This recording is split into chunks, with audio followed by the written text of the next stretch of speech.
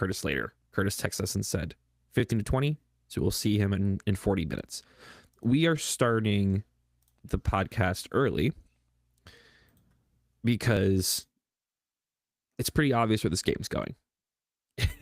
And yeah, we already have Colt in the chat saying, we go ahead and get this done early. Yeah, for those of you who are going to be audio listeners, we're starting this at the 6:30 mark. Missouri is down 51-78. And this is crazy how fast this game went out of control, because at the, like, I think 12-minute mark of the first half, I tweeted out, this is going pretty well. We're only down by 2. Missouri was playing good defense. They were holding Alabama. They were striking back. And then the game just unraveled. Alabama started hitting threes. Missouri went ice cold.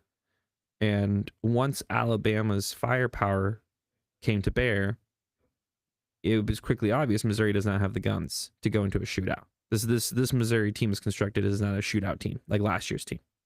This team is a controlled and tempo rock fatted out team. So it got to halftime. Missouri couldn't get it under 10, and then Alabama took another drive. And I mean, Missouri kept it within 10 for about the first half of the second half, and then another 10-0 run. So now we're at probably going to float out to 20 for the rest of the game. So we'll see how this ends. But when you think about, Mike, the biggest reason why Missouri is struggling so hard in this game, what is your thoughts? What's your big reason?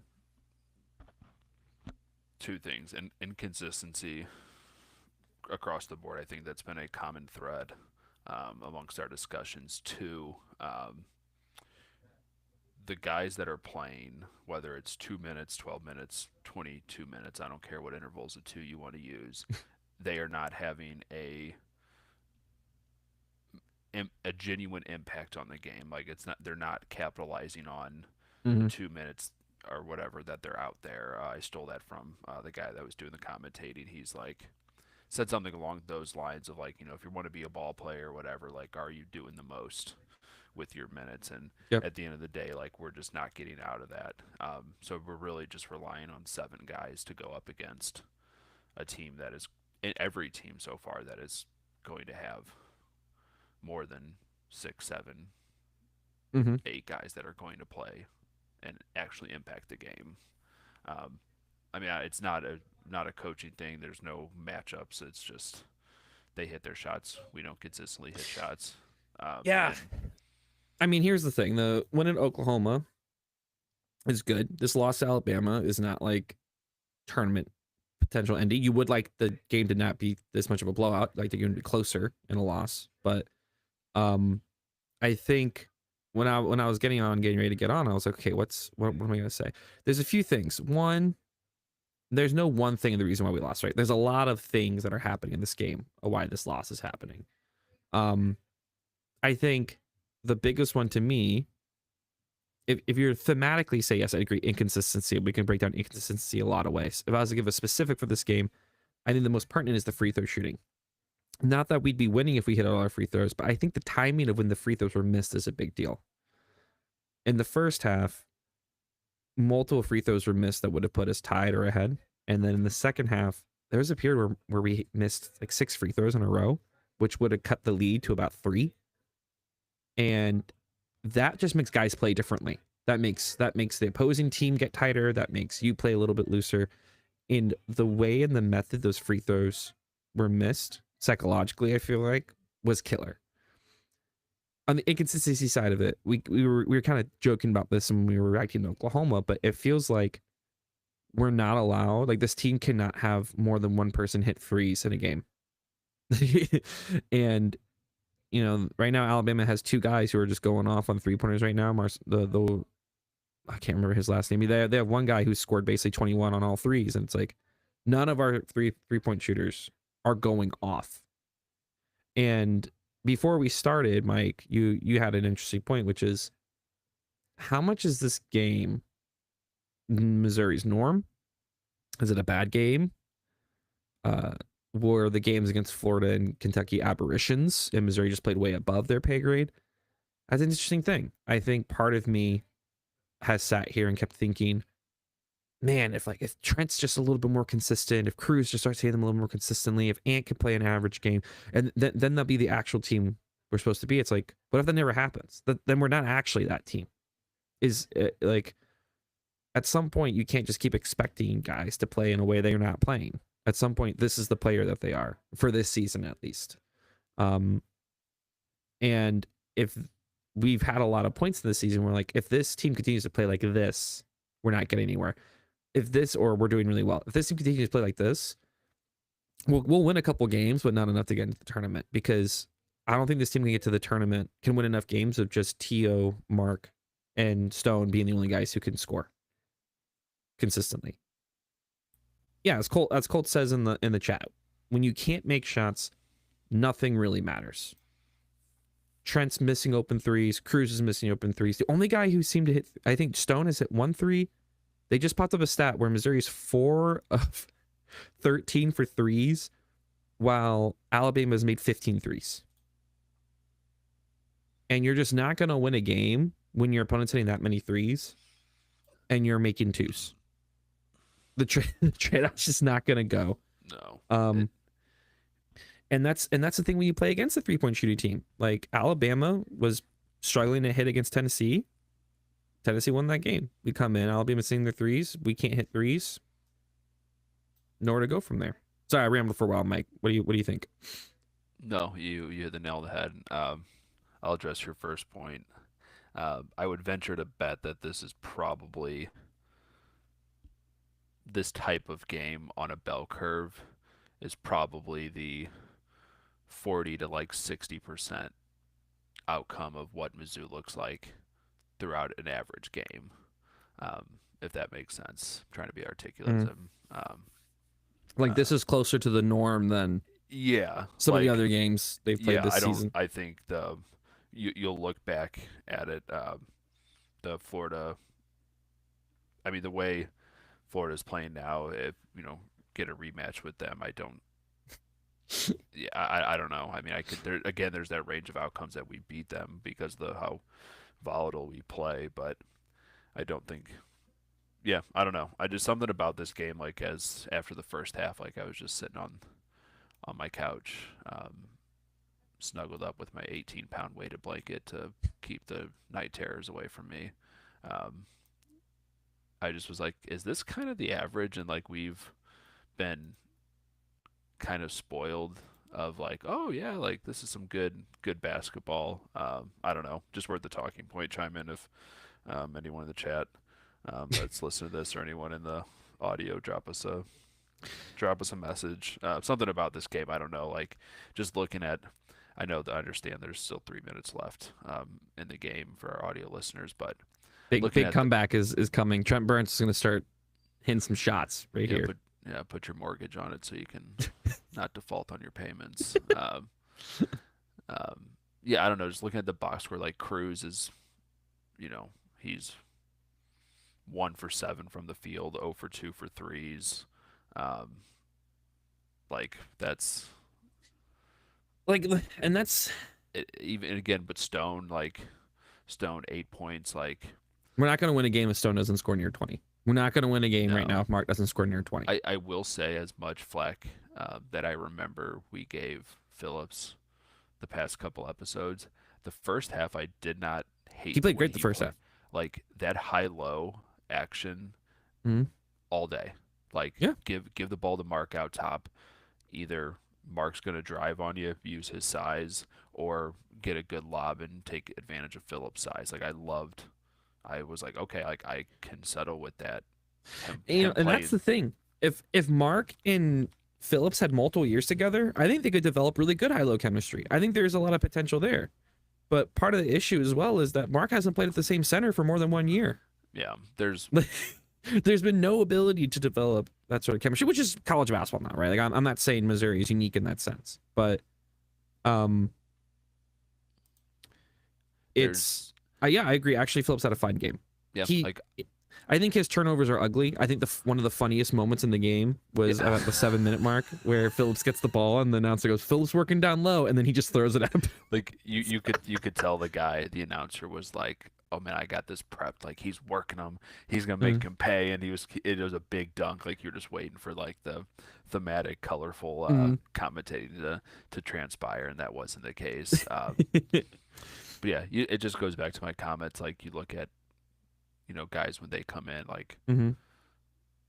are they, Burns, nothing. Nothing. Boat, nothing. Especially like Randall, virtually that. nothing. That was the tough part. If you want to talk matchups, Alabama's big men can shoot. Most of them can. So you put Burns out there, and they don't want him coming out because he's so slow. But if he doesn't come out, you're leaving a 3-point shooter open, and it's just like, crap. What do they do? Also, Burns just isn't strong yet. He's big, but like he has no. It doesn't seem like he is like functionally strong enough to battle with guys. He has a lot of learning to do. He's still a project. Hey, at least he's getting 4 minutes here. Trent Pierce, man, it's the off season for this team's gonna be fascinating. I would love for Trent to stay his senior year. I wouldn't mind Ant staying. Ant gets his head right over the summer. We've seen the potential of what the type of player he can be. There's a lot of what ifs, and I actually don't want to go there with this. There's no use in us talking about what ifs when 2 games from now they could look like a completely different team. This team's been all over the place, but I think the issue right now is that there's the headline. There's not enough consistent players. There's not enough guys who are consistently playing well enough for this team to be successful right now. And honestly, the biggest thing, you hammer on it, and it's going to be a storyline every game. Ant's yips, his mental, like when he got fouled on the 3-pointer and airballed the first free throw, you can't be any clearer than that. Like, this dude is struggling with something. Yeah, I'm waiting for the. He can't dribble. Like, he actually, like, watching T.O. drive, I was reminded with how Ant would drive last year. Ant could get into the paint. T.O.'s doing that, but Ant literally cannot dribble into the paint. It looks like he's moving in molasses sometimes. And it's just really odd. And so the knock-on effects of that are awful because he's also fouling a lot. So he can't be up there for defense.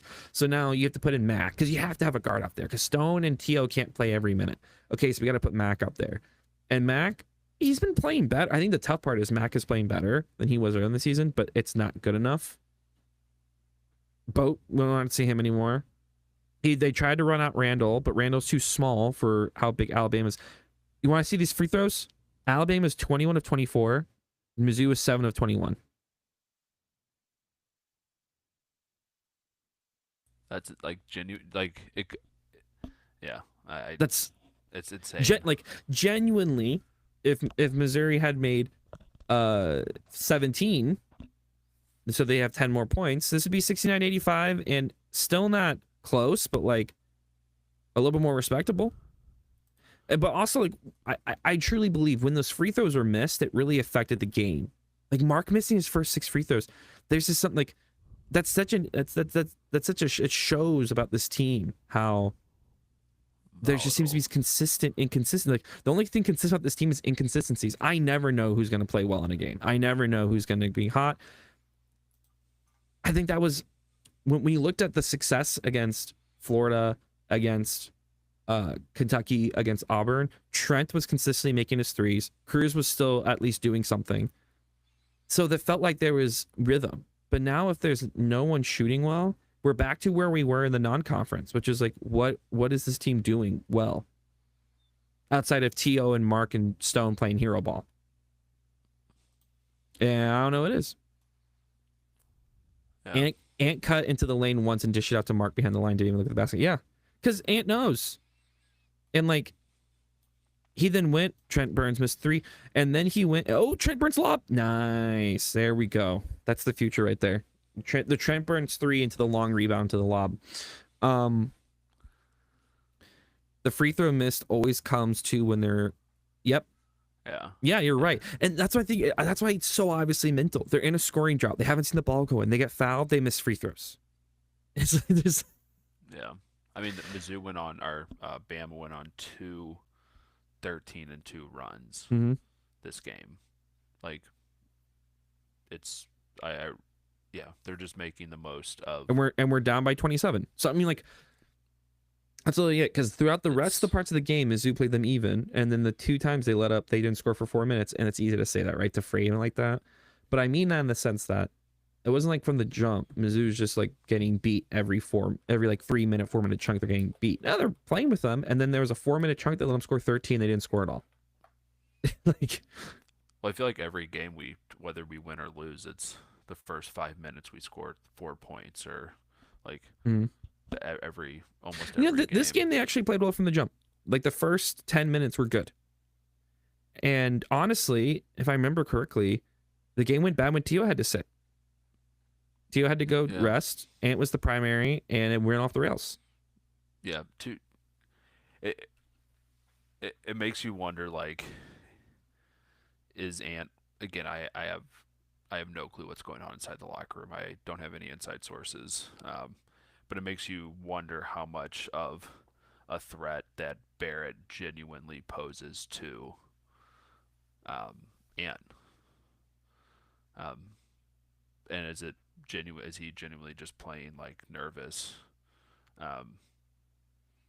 And I could see that. He gets that it's like the old, AAU, old high school, old way mentality of players who don't want to shoot the ball because, oh shit, if I miss, coach is going to take me out. When in reality, like, coach isn't going to take you out for missing one shot.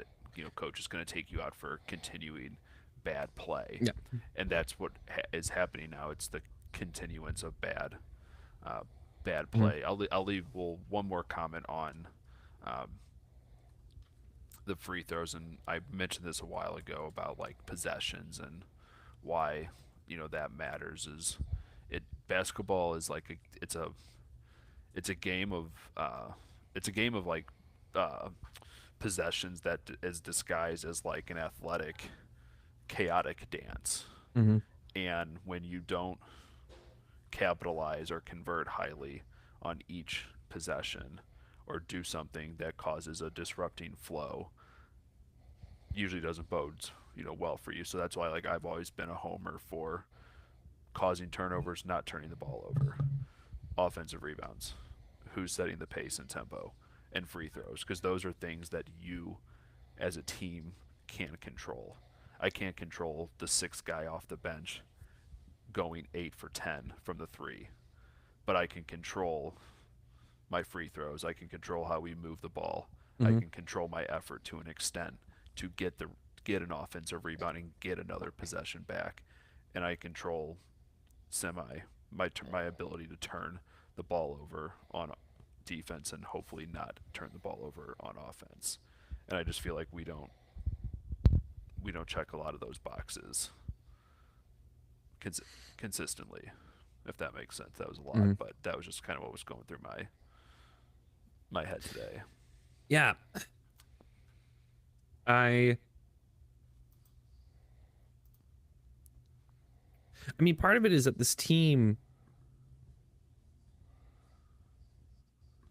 Mike, the analytical, I say momentum is real. Big news. It's this thing where, think about how many how many iterations this team has already been. Started with Ant, Sebastian Mack, and Porter starting. Without Trent. No Trent. Stone out for a while too. And then all of a sudden everyone's back. And everyone's playing well. And now it's Barrett, Stone, and Mark. And Ant's not playing well anymore. And we barely see it's like, what is this team? And I think what's also hard is that you can see the potential of this team. It's not like there's nothing good about them. Like, we have seen them play very well. I think what's especially frustrating is that you can see the way this team would be really good. You can see the way this team could make a run and be a really tough out. Yeah. And then you see them not do it. you see those things that make them good not happen in a game. And you just go, that feels really bad. It's a much different feeling than his second year team, because you're like, oh, this team's just bad, and you had no expectation. I mean, it sucked to watch. I still watched all the games. It was like, I had no expectation. I watch these games and I can see the ways they can win it, and then everything just doesn't work. And you're just like, this pisses me off because you're like, why is it so weird every game? And yeah, it's because I love seeing Barrett go off. The game against Oklahoma was amazing. And they'll have these moments where they'll transcend as a team, and then they'll have moments where, like this game, where no one can do anything. Hi, Curtis. Hi. Thanks for joining us. What are your big thoughts on the game? Sorry, I'm still sitting on the floor. Don't have a desk yet. That sucked. Do you feel grounded right now? Yes. Are you barefoot as well? Yes. I'm sitting cross-legged. I almost said the other term for it, but I don't know if that's socially acceptable anymore. Could you at one point, Curtis, dramatically get up in your camera to cross your legs and sit back down like Mike does once a pop? I'd need it's like a frog. Extremely flexible. No, that dude. Genuinely, it's one of those games where I'm sure you guys hit the nail on the head for most of the first half and then the first few minutes of the second half. But it's one of those games where the last 15 minutes, I'm never going to think about again. I just have to put that completely out of my brain. It was just so bad, so forgettable. I don't think I really said anything. It was just, I would occasionally chuckle at another missed free throw or something, but it was just what do you do? I would chuckle at the ridiculously of some things that occurred.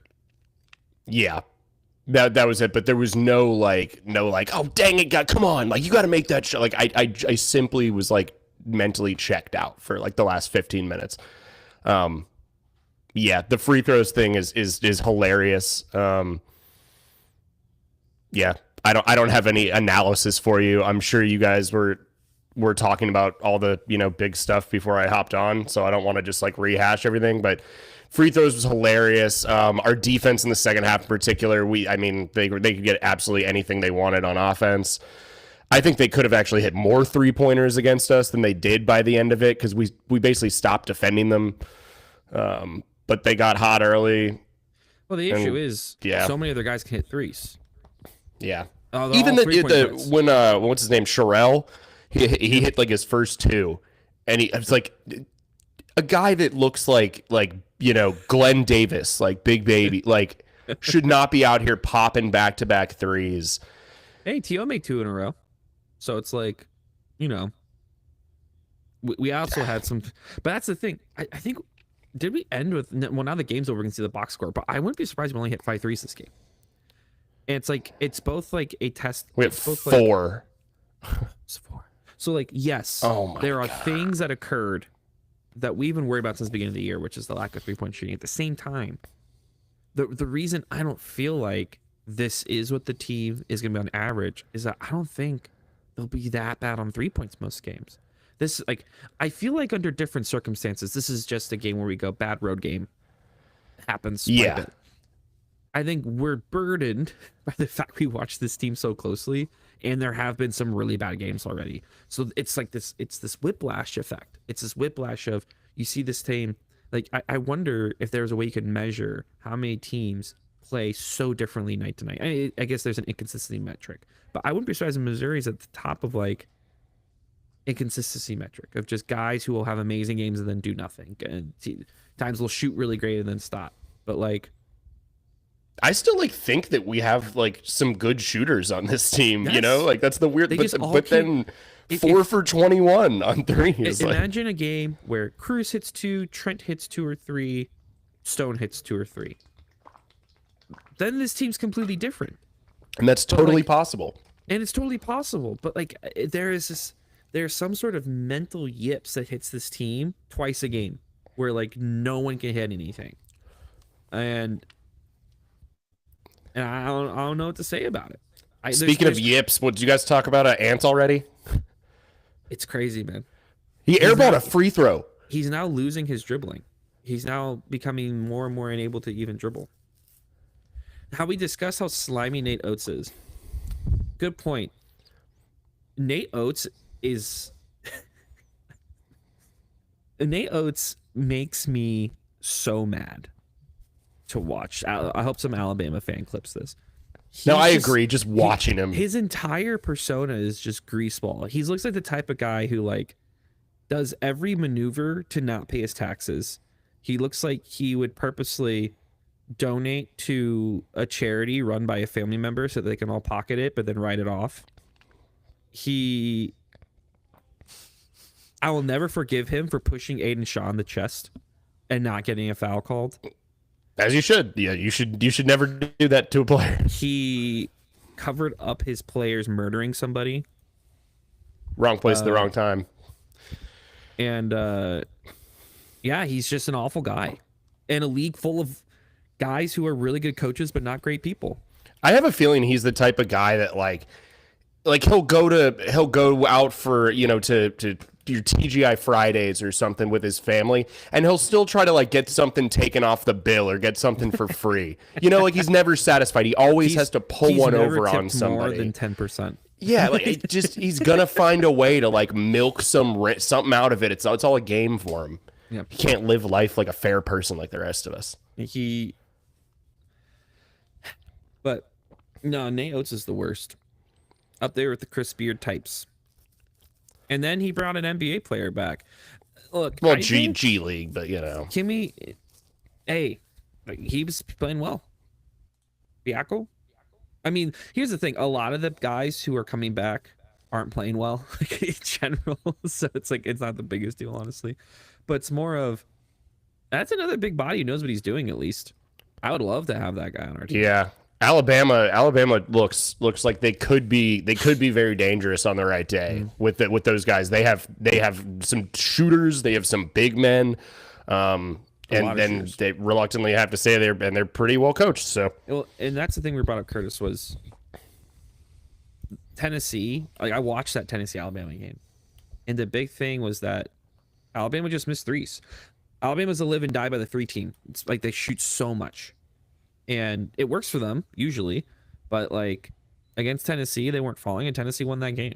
Also, Tennessee was getting away with being pretty physical, but it didn't happen on the Missouri side. No, and I mean, and they started the extra 7-footer that they have today too. How nice. Yeah, but plug in an extra 7-footer. I don't know what this team, if you can win by being a primarily in the paint team like Missouri is, you can't win if you're going to make 4 3-pointers against a team that made like 18.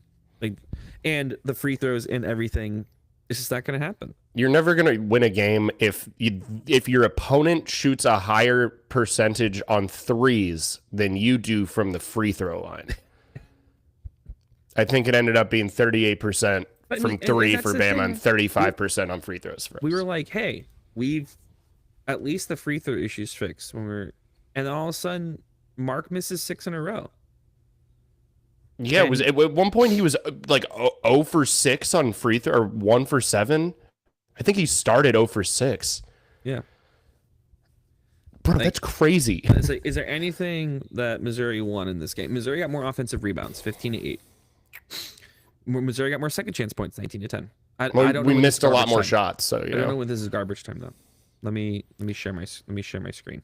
Like a lot of these stats could have been garbage time stats that came up. Yeah, like I saw like Randall chuck a 3 right before I came in here. Like it was getting weird. Missouri was 4 of 21 for 19% from 3, 35% from free throw, 8 of 23. Alabama made more free throws than we took. They made 23 of 26. Missouri got 13 turnovers, which anyone who drove in the lane that wasn't TO seemed to get stripped. 10 steals by Alabama, 19 assists by Alabama. We got sloppy in the second half. 44 points in the paint for Missouri, 20 for Alabama, but Alabama did make 15 3-pointers, 15 of 39. They were 38% from 3. Generally, you're not gonna win that way if you're Missouri. Bama took 39 threes. Yeah, 39 threes. And 62. I mean, like we shot more shots than them, but they shot way more threes. I mean, that's how the math goes, right? And then here's the thing: like a lot of their players had pretty good games, but like Phylon had 18, so he was relatively held. But like on our side, Barrett at 13. Barrett needed to shoot more, honestly. Phillips at 10 points. Phillips had a good game. Stone, 8. I ain't going to cut it. Mitchell, 11. 1 of 8 from free throw. Cruz, 4. Robinson, 5. Boat, 0. Burns, 4. Pierce, 4. Like, Pierce having 4 points. Cruz having 4 points. Stone having 8. Like, if one of those guys is not getting 20, which recently it's just Stone, and Mitchell only having 11, you know, like it's we don't have enough depth to like make up for like all those guys we just mentioned all having like just a so-so game. Like, no, we're gonna need someone to step up and make up for that, or we need them all to be at least decent. Yeah. So that's where things come down to in the end is, what is this team actually? And that's the big question Mike had at the start of our session. Curtis was, is this actually what Missouri's average is, or is this a bad game? And I don't know, because it's very confusing. What is Missouri's average? What is this team on an average night supposed to be? Like, what is right our now, baseline? It feels like they either have great nights or they have awful nights. There's no like, yeah, this I don't know what this team's C game is or B game is. It's all jumbled, and I'm flustered. Is how it feels. Curtis and Julian, more context for this. This was prompted. I was thinking of this. I was watching the game, and Curtis, just to let you know, is that I was using an 18-pound weighted blanket to keep the night terrors away. Oh, of course, naturally. But I was also reminiscing again about Evan Mia, who simmed the season at the beginning of the year. And I don't know if I shared this with you guys about the median ceiling and floor finishes for Mizzou. So Mizzou went in analytically preseason ranked at number 33. Their median finish on all these simulations was 36. So right around a bubble team, give or take. Their ceiling finish was 11. That's a NFW. No fucking way. Their floor finish, so like the 5th percentile, whatever that would be, lowest would or be worst. would be like around 80. So right now we're 60, and I would venture to bet that this is probably in the 50 to 60 is probably going to be our median finish, and is probably more in line with what this team actually is, than what perhaps we saw in the first two games of SEC play. That's with the caveat of like that we're a solid team, but there's the potential for us at any given game to put it unlightly, would be just totally collapse, and we're unlikely to be elite every single game. Yeah, even our big wins in the SEC. I mean, I'm including Oklahoma in that just because it was so dramatic, but it's not like beating Oklahoma is a big win. But all of our wins in SEC play have felt like we have to like scratch and claw for them, right? And then when we lose, we're just getting killed. Like there's just not been a game where we've really had an easy run of things, and I don't know if we will see that. I mean, hopefully once or twice we can just get a cupcake and lay into them, but we need one. Yeah, just a night where everyone's hot, and maybe just kind of like get a vibe back. Maybe we can, we're up by so many, we just let Ant play the whole, just shoot until he fixes the yips. I don't know. He could. It's. I don't know either. I think there's perhaps more like not just on a Gates swing and miss, but just on a coaching staff in general swing and miss of like where was this consistent scoring going to come from? Like that I don't know, because that's been our biggest. I think it's fair to say that if they knew what they had, and Jaden Stone's been a pretty consistent player when he's been healthy for us this year. So I think if they knew relatively, kind of what they had with him, and then assuming that they were going to have, Cruz healthy, Burns healthy, Pierce healthy, Mark Mitchell, and if Ant was actually still playing good basketball, like I think there is enough scoring there. In theory, it just in practice, it just hasn't. It's easy to look at like some of our box scores and just blame, think it's a terrible roster, but it's not that it's just been a weird season. Yeah, I guess. Or that they didn't add enough or have enough consistent scoring options, which like is probably fair to say to some extent. But if you entered the season, I don't know. I thought there was no scoring. The issue was with the score. When we scored enough threes, that was the thing to me. I was like, well, feel good about Mark scoring. I feel good about Ant scoring. Trent should get better. Cruz should get better. Can one of the transfers hit? Mac's supposed to be a cutter. So like, I felt like, okay, there's a semblance of an offense here. The issue is that half the guys on the team have gone through radical transformations, either positive or negative.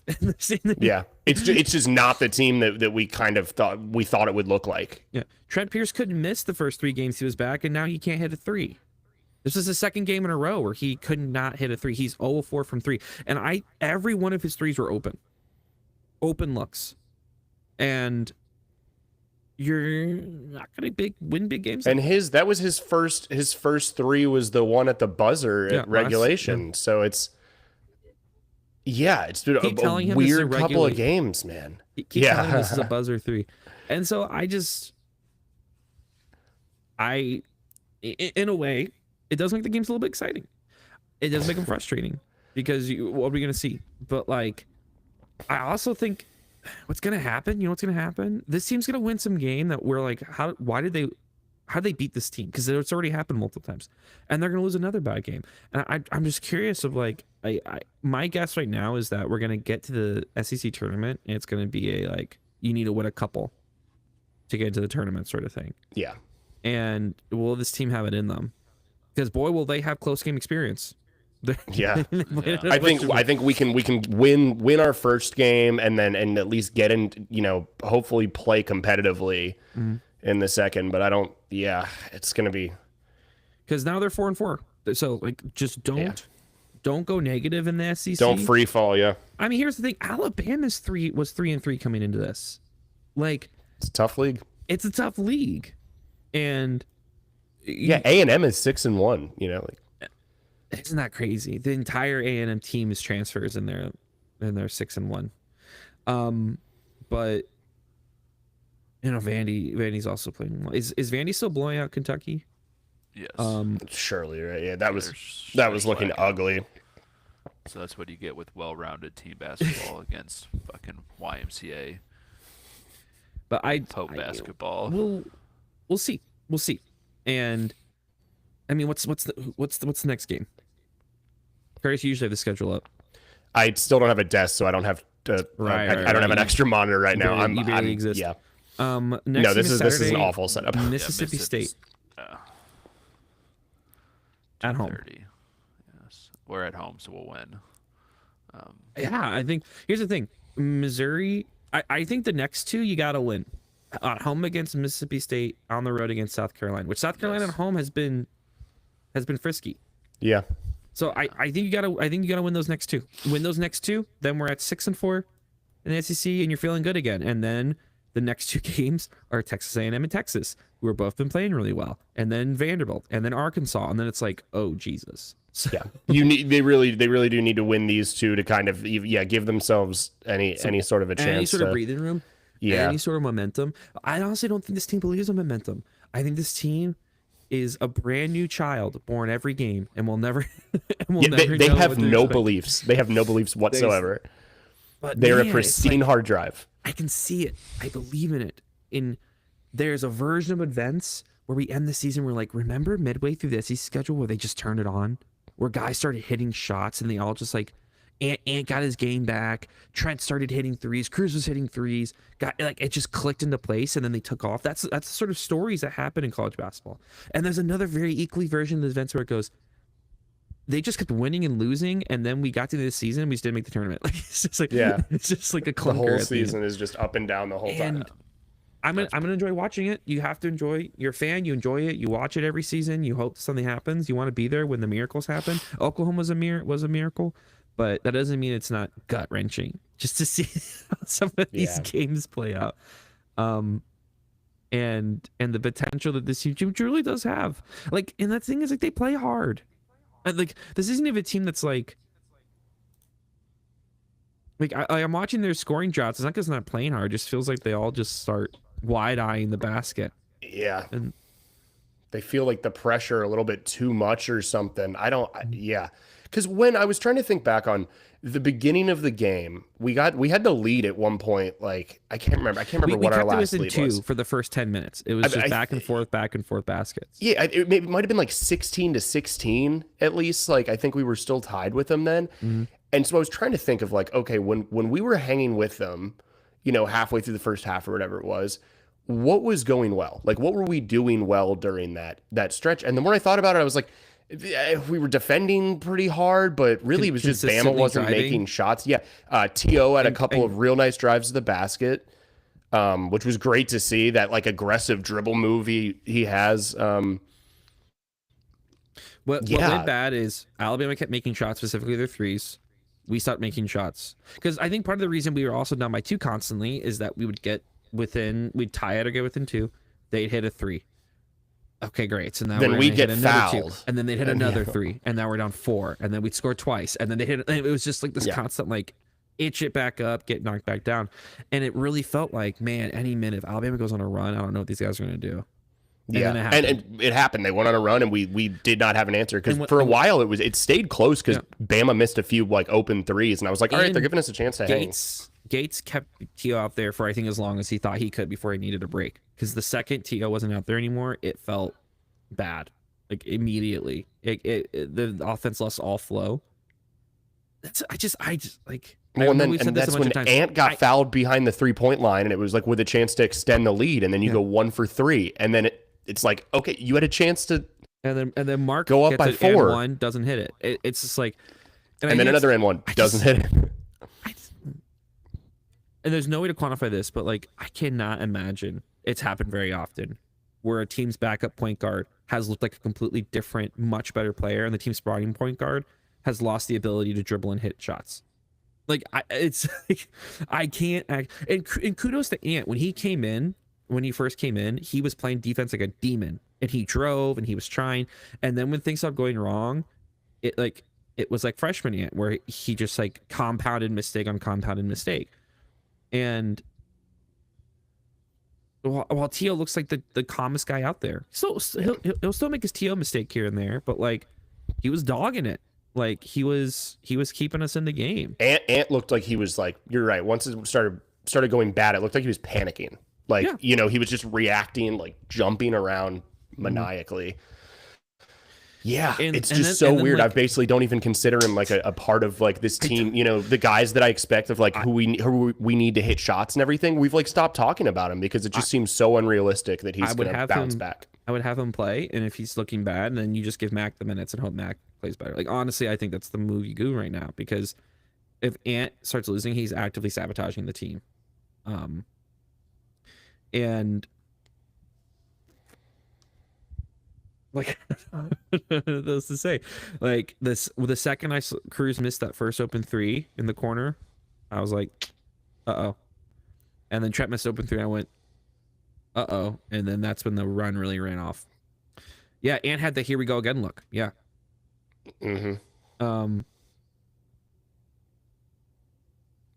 Yeah. So I got nothing else to say, guys. Anything else?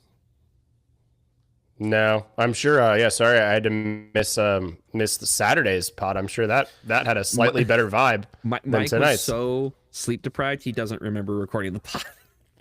the life of a parent. I could tell when we were recording he was just kind of like, yeah. It was a rough night.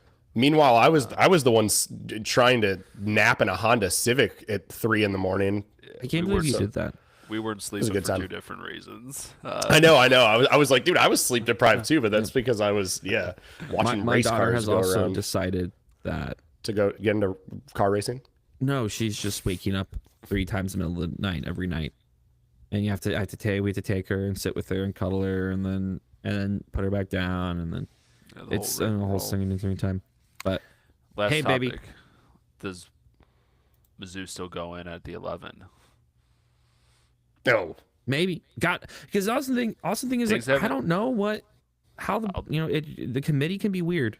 I'll have to check in the morning, but I would say 30% of the bracketologists that submit their information to Bracket Matrix still have us going in at the 11. It'll update tomorrow morning after this game, obviously, but Because I think the thing that helps is that Missouri does have a lot of Q1, Q2 wins.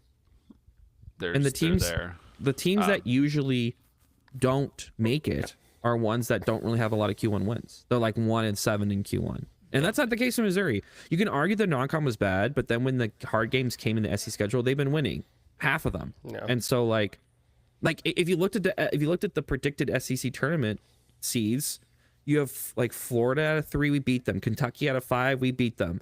Auburn out of 7, we beat them. So it's like Missouri can beat tournament teams. And I don't think you can kill us for any of our losses. I mean, if you watch the Illinois game or something, or tonight's game, they were by such a wide margin. But you can't. No one's going to kill us for losing to Notre Dame, Illinois, Kansas, Alabama. You like these will are be good killed teams. a bit for losing to Notre Dame. Notre Dame is a bad loss. bit, yeah. No, the But it was Notre at least Dame, it was on the KU, road, and it was by what we lost by doesn't matter. 1.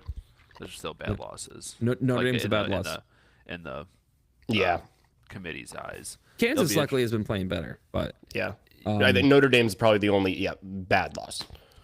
Hey, they just played Virginia into OT or double OT and lost. Kansas? No, Notre Dame. yeah. Oh, Notre Dame. Yeah.